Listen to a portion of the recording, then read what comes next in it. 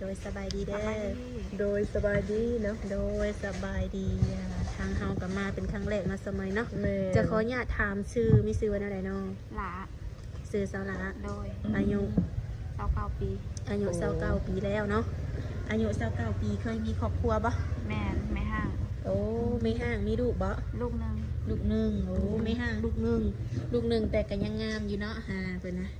29ยังเจียวแบบนี้แหละพี่น้องเลย จักปีเหรอลูกจัน 12 โอ้ลูกคือมันยังเป็นเช้าเลยเลยเนาะ เป็นสาวหรือเป็นบ่าว เป็นบ่าวแล้ เป็ วน บ่าวโอ้ ผู้ชายวะอ๋อขอโทษก็เติร์คือลูกสาว โดยปัจจุบันนี้ดูกันได้ทำได้เรียนอยู่บ่ เรียนม มสองแล้วเนาะ .2 โดย ในทางสาวหลานี่โสดมาลนแล้วนี่ กาโดนเติบแหละ6-7 ปีแล้ว โอ้6-7 ปีถือว่าลนพอสมควรเนาะแบบว่าที่ผ่านมาบ่ได้เปิดใจให้ใครเลยบ่ กะคุยไปเรื่อยๆแต่ห้ามว่าจริงจังบอกอ่ะยังบ่โอเคหั่นน่ะ แต่ก็คือที่ผ่านมานี่ก็มีคุยอยู่เนาะ แม่น แต่ยังบ่มั่นใจหรือว่ายังรู้สึกว่าบ่ถูกใจ แม่น โดยมื่อนี้ก็เลยอยากออกมาเปิดใจเนาะ โดย ผ่านโซเชียลเพราะว่าเนื้อคู่เราอาจจะอยู่ไกลเนาะแล้วมักผู้บ่าวทางไรสะบันนี่ อันนี้บอกตอนนี้ก็ยังโสดยังบ่มี เดินมาครูบาทั้งใดเธอจะเปิดใจนี่ อยากลมผู้บ่าวทางไหนทางฟังลาวฟังไทยหรือต่างประเทศแบบนี้นะ อ๋อทางใดก็ได้ ได้เบิดเนาะ ได้เบิด เดิมอายุของเพิ่นได้นี่มักผู้บ่าวอายุจักปี อายุสูงหลายกว่าเจ้าของแหละ โอ้ อายุหลายกว่าเนาะตอนนี้29เนาะเจ้า แม่ นี่ น 30ขึ้นเมื่อซะเนาะ โดย แบบขึ้นฮอดหา60แบบนี้ก็ได้บ่ กับโอเคคันเว้ากันเข้าใจ โดยอายุสมีก็ถือว่าถ้าว่าคุยกันเขามกเข้าใจกันก็ถือว่าบ่มีปัญหาอย่างเนาะ โดย ในทางสาวลาวออกมาเปิดใจในเมื่อนี้นี่คือความพร้อมสร้างครอบครัวนี่มีเต็มร้อยบ่ มี มีเนาะ โดย ถ้าว่าเจอคนที่แบบรักคักแท้ก็คือพร้อมสร้างบ่ แม่น โดยในทางสาวลาวมีสเปคตายตัวบ่ บ่มี บ่มีบ่ โดย ก่อนสิออกมาเปิดใจนี่แบบคิดไว้อยู่บ่ว่าอยากได้ผู้ชายแบบใดเข้ามาในชีวิตนี่ เพราะเพียงแต่ว่าหักที่ข่อยเป็นข่อยแล้วบ่หักแต่ข่อยต้องหักลูกข่อยนำโอเค โดยหักสาวหลานแล้วก็หักลูกนํเนาะ โดย โอ้โดยต้องจำกัดอยู่ว่าแบบต้องเป็นคนหน้าตาดีฐานะรวย บ่เกี่ยวตัวนี้ บ่เกี่ยวบ่ บ่ อืมในการอบรมกันนี้ต้องใช้เวลาเรียนเนาะ มันก็สิประมาณ จักเดือนจักปีจังสิแบบมั่นใจแล้วก็ตกลงปลงใจกับเพิ่นนี่นะ ก็จนสิเชื่อใจกันได้พุ่นล่ะ อืม มันก็จนสิไว้ใจกันได้ โดยก็ถือว่าสมมาบางคนเติมเนาะ โดย ในการเวลาอบรมกันเนาะ โดย บันนี้โดยผู้ชายที่แบบว่ากินเหล้ากินเบียร์สูบยาแบบนี้เด็หนักบ่ บ่โอเคไม่ได้เพราะว่าข่อยเป็นคนบ่มักลิ้นมักเที่ยวอยู่ อืมโดยถ้าเป็นแบบนี้นะคือรู้สึกว่าบ่โอเคเนาะ โดย คือเจ้านี่เป็นคนที่แบบว่าบ่มักดื่มมักเที่ยวบ่ แม่น โอ้ คือไปที่เหล่าห้านเหล่าห้านเบี้ยในกับบ่ค่อยสิได้ไปอยู่แล้ว โดยอืมคนที่เขามาหาเนี่ยเขาเป็นแบบว่ากินเป็นเวลาเวียกเวลางานแบบนี้ได้บ่ แม่นต้องบ่แม่นมาสิกินทุกมื้อทุกยามบ่โอเคเลย โดยกินเป็น ถ้ามาเดิน ช่วง โดน ซะ ข้า เนาะ งเดินโดนข้างหรือไปงานเท่านั้นเดินโดนหมู่มาหาหรือว่าพอกับหมู่โอเคอยู่ อืม แต่ว่าตลอดก็บ่โอเคคือกัน โดยคือแบบอันนี้ แม่น แล้วปัจจุบันนี้ทางสาราเนี่ยอาศัยอยู่กับใครซะ อยู่กับพ่อกับแม่ อยู่กับพ่อกับแม่ โดย เนาะถามว่ามีครอบครัวใหม่นี้ออกเงินออกซ่านได้บ่ ในใจก็อยากออก ในใจอยากออก แม่ แต่ความเป็นจริงได้ออกได้บ่ ก ค่ะต้องเบิ่งสถานการณ์ โดยเบิ่งความเป็นจริงก่อนเนาะ โดย ว่าสิเป็นแนวใดสมมติว่าทางเจ้าอาจจะมีเนื้อคู่หรือว่ามีผู้บ่าวอยู่ทางไกลบางทีอาจจะเพิ่นมาบ่ได้แบบนี้นะก็จังว่ากันเนาะ โดย แบบว่าเที่ยวไปมาแบบนี้ก็ได้บ่ ได้ ไปมาหาสู่กันเนาะ โดย โดย คือคันว่าเพิ่นนี่เนาะอยากมาเยี่ยมมายามมาเบิ่งตัวจริงแบบนี้ได้ซะ ก็โอเคได้ ได้อยู่เนาะ ได้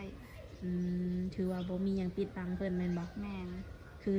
ทางสามีเก่าเนี่ยอย่าห่างกันเป็นที่เรียบร้อยบ่ แม่น คันว่าเจ้ามีใหม่ก็สิบ่มีการหึงหวงแล้วว่า บ่มีตัวนี้ มั่นใจเนาะ มั่นใจ โดย คือทางเจ้าก็ถือว่าเลิกลากันกันลนเติบเนาะคันว่ามีใหม่ก็อาจจะบ่เป็นหยังเนาะ แม่น คือแบบว่าเกี่ยวกับตัวนุ่มๆแบบนี้ฮะนะมีส่วนใดที่ว่าเจ้ารู้สึกว่าบ่มักผู้ชายแบบใดนิสัยแบบใดหั้นนะ คลินิก ถามว่าบ่มักผู้ชายแบบใดบ่ โดย หนึ่งก็คือแบบว่าขี้โวยวายใจฮ้อนแบบเกินเหตุผล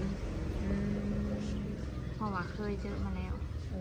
ผู้ชายแบบนี้ แบบ เค บ่ ยเจ พัง อ หน้าพังหลังอย่างเลยนะบ่โอเค อืมโดยคันว่าคนที่สิเข้ามาในหนึ่งนี่ต้องใจเย็นเนาะ แม่น หลักๆก็คือเอาเหตุผลมาก่อนบ่ใส่อารมณ์เนาะ ต้องฟังก่อน อืม สิพี่สิถึกแล้วมันเอาแต่อารมณ์ตัวเองเป็นใหญ่กับบ่โอเค โดย คือทางสาวดาเคยเจอนี่รุ่นข้าวเดียวกันบ่ ดื่นกันปีเดียว โอ้เดินปีเดียว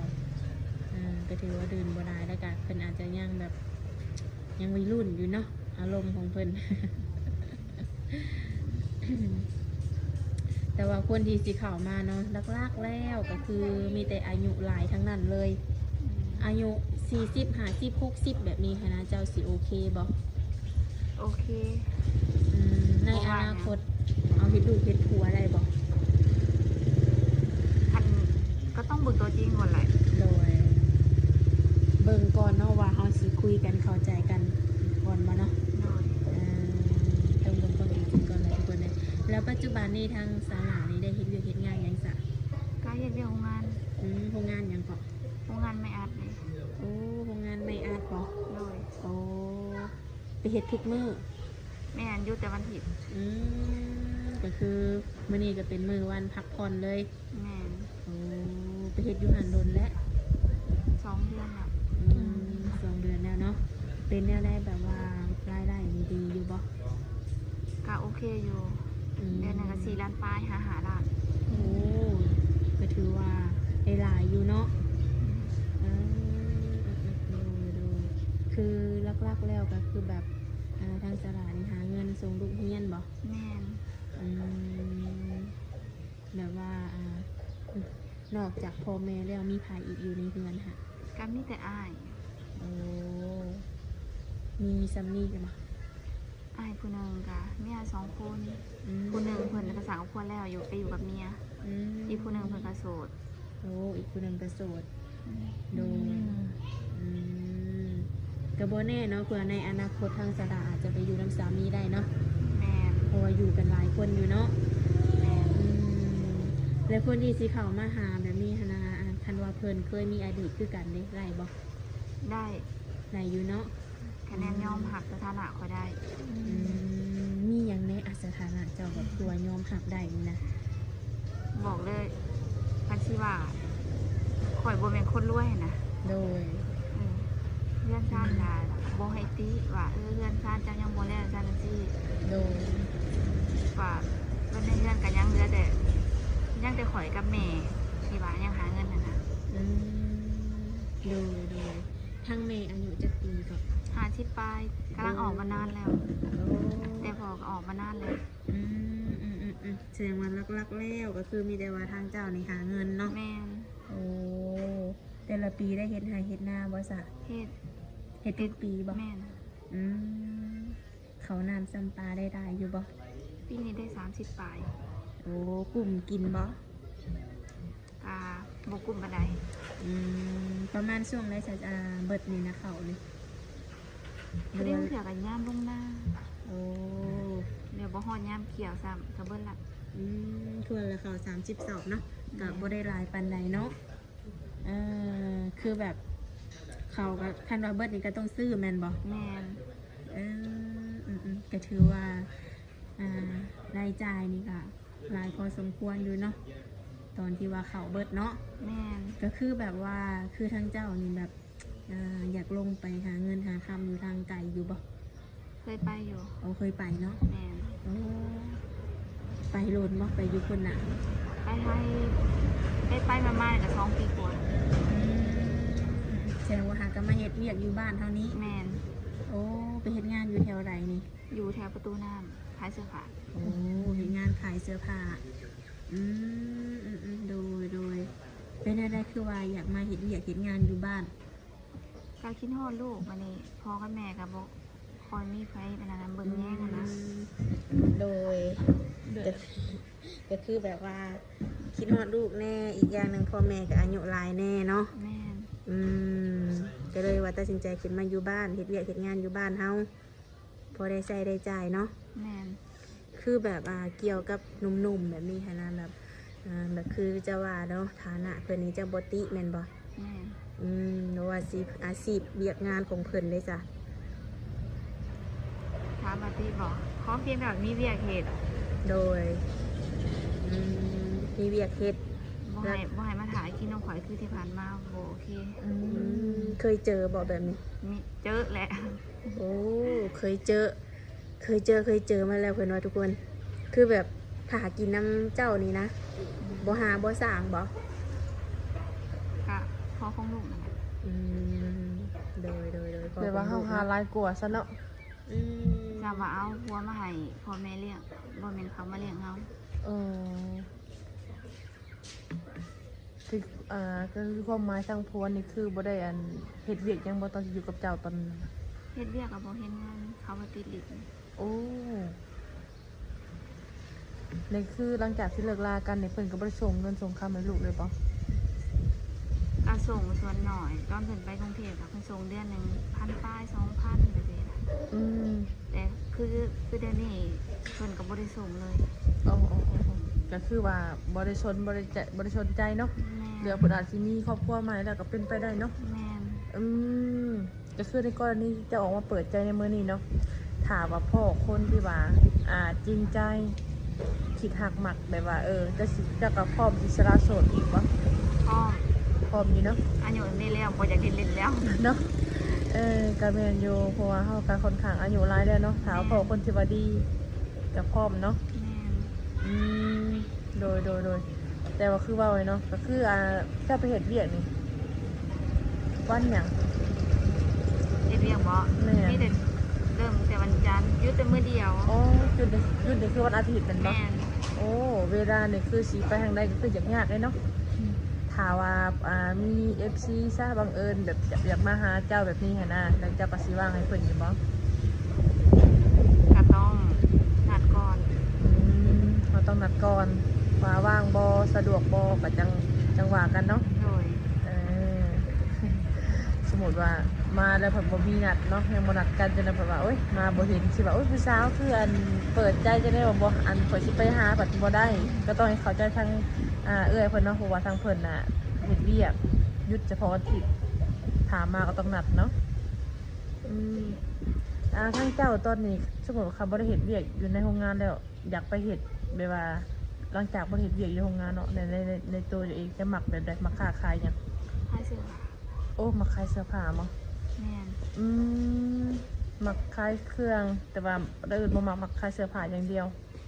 ส่วนหลายก็มาค้าขายคันว่าขายเป็นข้าวต้มขนมนี่โอเค แต่ว่าถ้ามาไปขาย